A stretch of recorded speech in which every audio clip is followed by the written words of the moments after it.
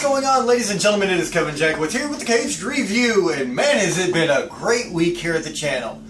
I gotta say, I did a live stream for The Walking Dead Season 9, Episode 1, and I didn't really have anything that I should have. It looked like absolute shit, and yet I still had some people in there. We were having a conversation about the show. I got a few more subscribers from it. I got a bunch of watch time from it. So thank you to everybody who tuned in. It really helped me out a lot. I greatly appreciate it. Now, as far as the show itself, not what I expected at all. And I'm going to be honest, there's been a lot of build-up to Season 9. We got new people behind the scene. We got people leaving. We got people coming in.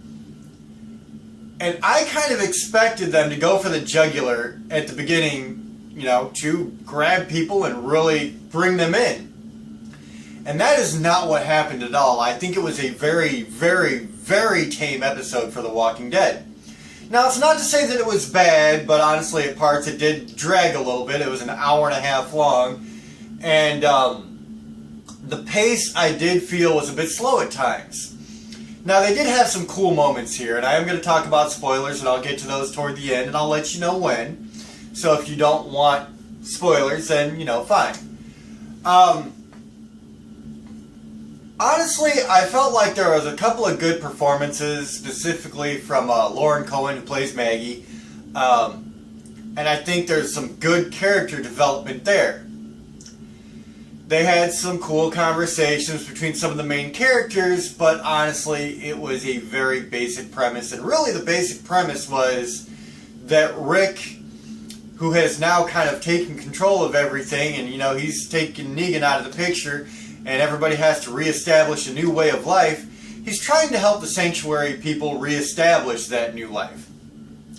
And they're going on a mission to pick up this wagon and plow so they can start, you know, hopefully getting some agriculture going and really going back to the basics as far as the foundation of agriculture to do this. You know, everything's being done by hand again. It's like living back in the 1800s.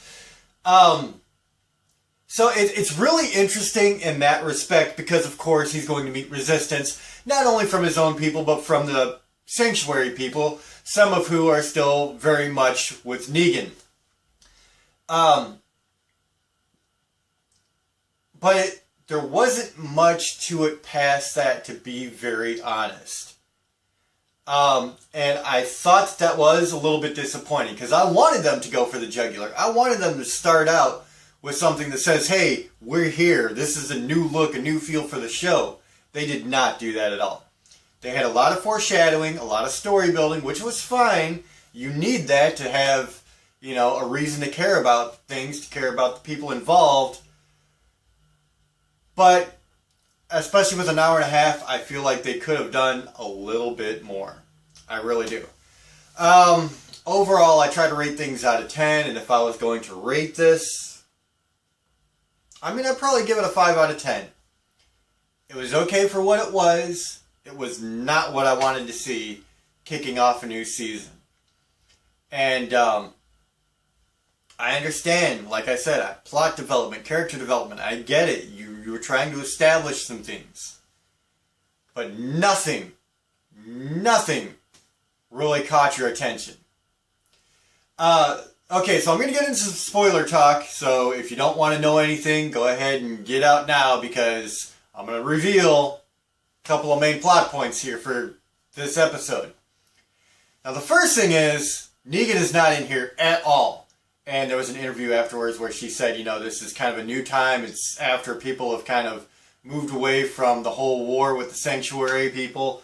And, so they didn't want any focus on Negan because the focus was on Negan a lot during Season 8. So, okay, that's kind of understandable.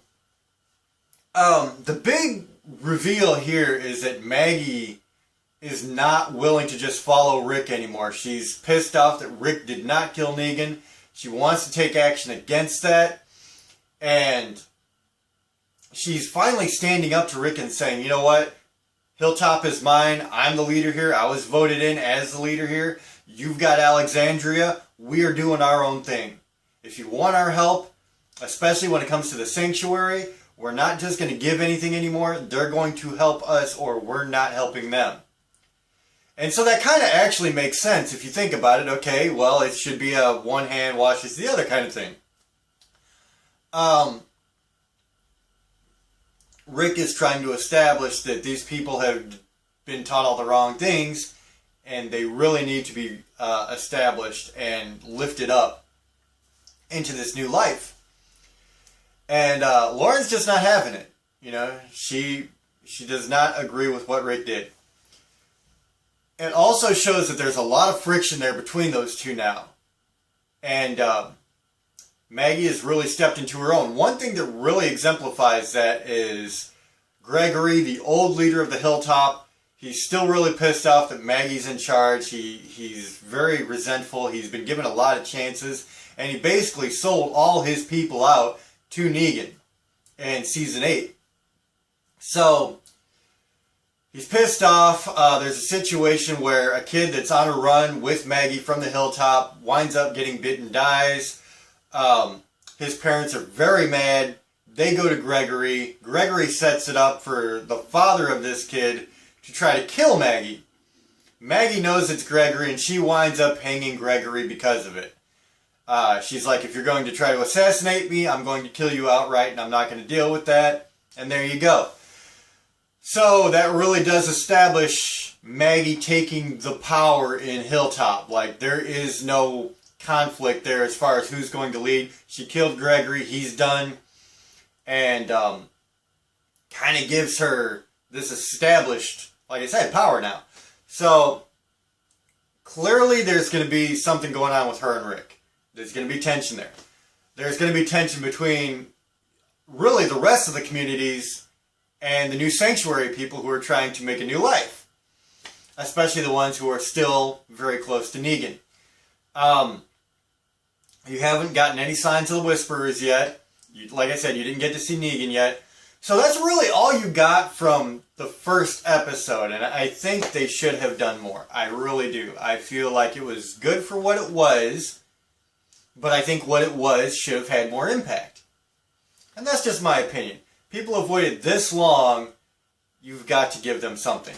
And this episode, in my humble opinion, just did not give them much.